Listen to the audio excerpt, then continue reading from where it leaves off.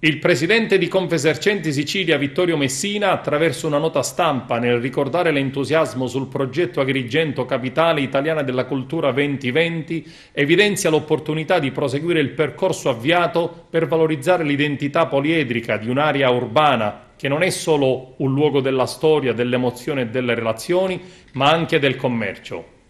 In questo senso ben vengano iniziative come quelle di colorare il manto stradale della passeggiata archeologica della Valle dei Templi, scelta che non solo ha prodotto un indiscutibile e gradevole effetto ottico, ma anche un incredibile spot per il territorio e per accrescere l'attrazione di un'area già di per sé straordinaria ed unica, pensando anche a soluzioni che consentano di chiudere al traffico motorizzato questa importante arteria.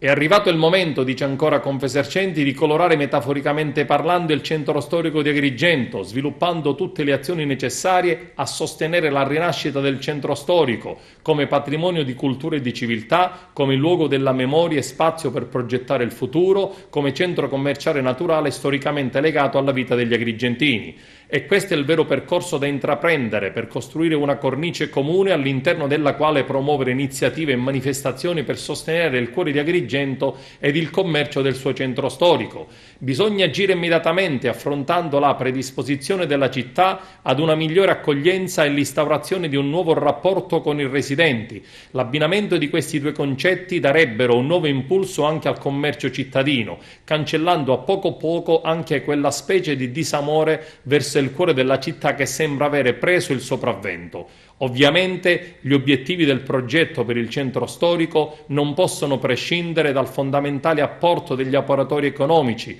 che, ad avviso di Vittorio Messina, rappresentano i veri protagonisti per la buona riuscita dell'iniziativa.